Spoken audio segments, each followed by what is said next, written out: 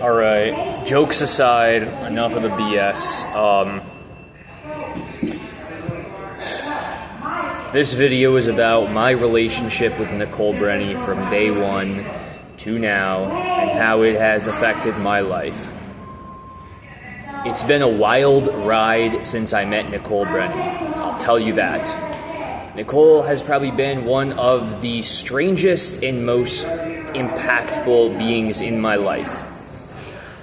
I recently came back from a foreign country after enjoying some quality time with a newly made friend. And this friend happened to somehow be connected to Nicole because I saw Nicole had posted on her YouTube channel, it's Jivan Mukti. Nicole posted on your YouTube channel a comment. So I'm looking and I see Nicole's channel and I'm like, I'm going to reach out, just say hi. So I reach out and I'm like, hey, let's talk. So we talk on Zoom. So I feel the energy, the Siddha beings, all of that cool stuff. And it seems great. And at that time, I was going through a really bad breakup. So, and my family had extorted me out of a lot of money, so I also had lost the house because of that. And I was just trying to get back on my feet. But when I worked with Nicole and I did a session with her, the energy was so strong and powerful, and I was like, I just felt like this was the connection I needed to, really move forward in my spiritual journey. But I remember that she said on her website it was a donation-based type of thing. So, I paid her what I could, which was pretty much all the money I had, which is about $150 to $200. And I mean, to be honest, that's a lot of money for a half an hour, right? That's pretty substantial, especially considering that I was practically homeless at the time. I had no resources. So this was all the money I had.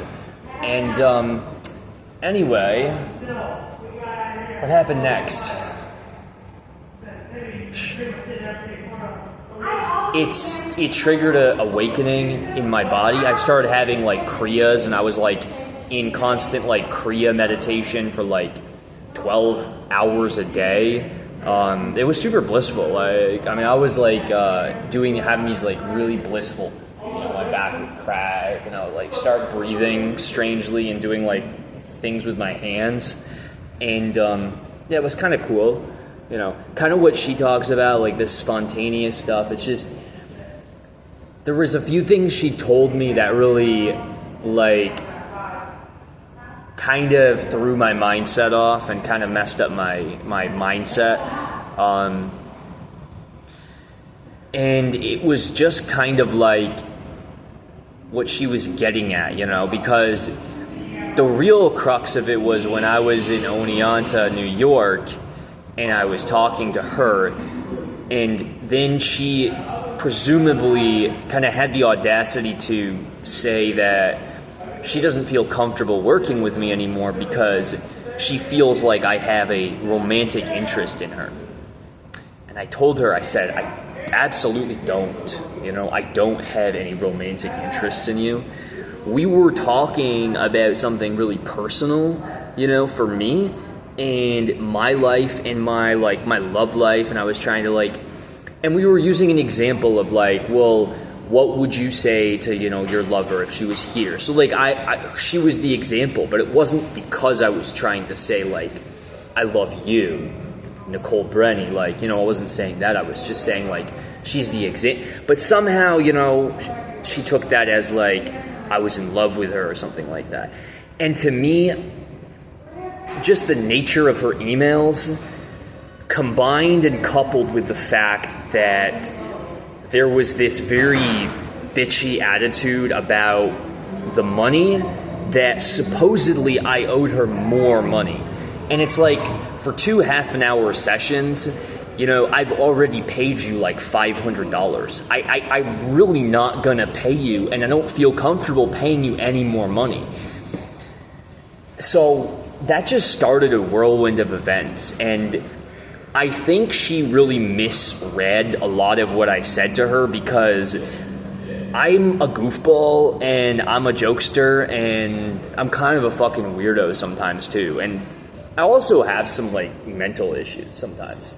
Because, like, the energy that she, like, awakened within me really kind of did a number on my mental health for a while. It was like, I was so crazy ungrounded for, like, months, I was just randomly traveling all over the place, Freaking Wisconsin, freaking Texas, freaking New York. I was just, like, taking buses and just going to random places,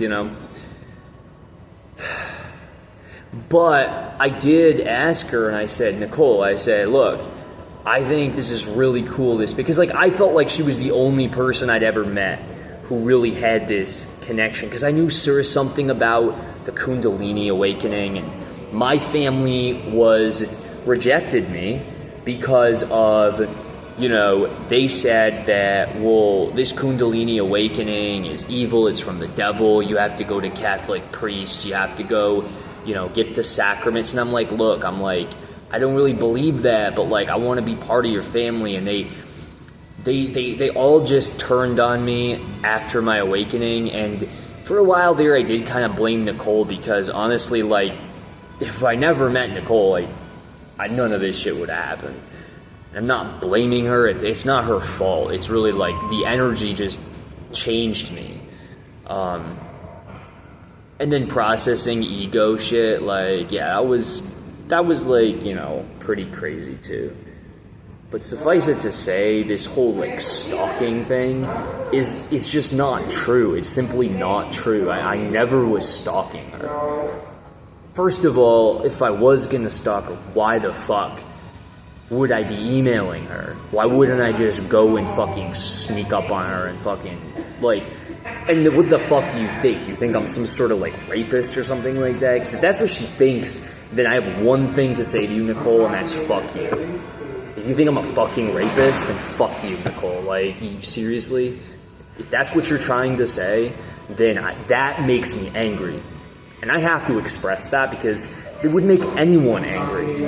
I'm not that type of person. That's not who I am. I emailed you because mostly I wanted to resolve the financial dispute.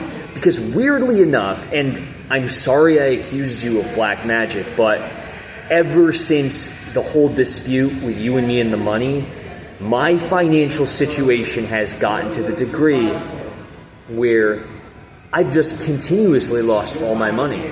It's like you hexed me or you cursed me. Now, I'm not saying you did, but if you did, that curse is broken now. That spell is broken now. If you did any sort of magic to curse me, those spells are all broken. Those curses are all broken. Because my higher powers, I don't need your higher powers. I have found higher powers to be connected to. It's not you. And if you want to play that game, go ahead. I can play that all day. But not on my watch. I'm not going to do that. And it has nothing to do with respect anymore, because you clearly don't have any respect for me. So why should I respect you back? That's just really all I have to say. I kind of always looked at you as a sister, a soul sister, or some shit like that.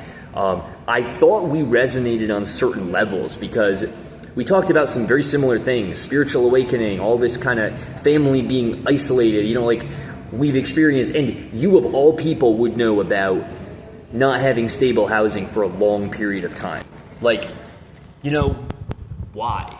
Why just, act and treat me like I'm such a fucking moron because I did nothing wrong to you, You said some very untrue things that really just, it's like you stabbed my soul, and that pain turned into anger and shit, like it really made me pissed off at you. But for real, You think like I'm trying to hurt you. You think I'm trying to like what do you really think? Like that is what I have to make clear is just like I'm not interested in a relationship with you, okay? I don't want to be in a romantic or any other type of relationship. I'm gonna make that very clear, because if you are trying to play a victim of like I'm being stalked because, well, you were in the past and now you're trying to like, you know, I don't know, like whatever. It's kind of like also when you kind of come down to it, it's like how many experiences do you have to have in order to realize the truth? You know? Anyway. That's all. That is all I have to say, and I just, like, really am just done talking about this. I am done with you, and I wish you only the life that you deserve.